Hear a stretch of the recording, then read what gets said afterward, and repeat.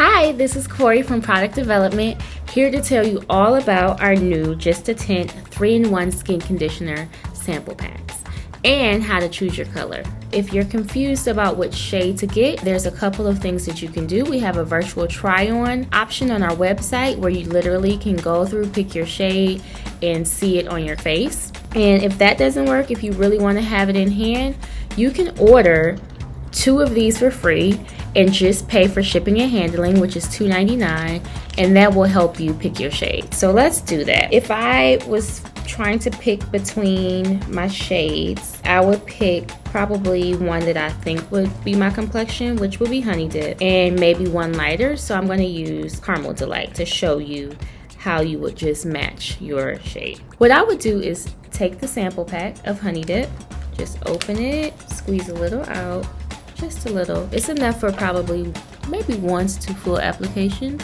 and then I would just apply it on the skin.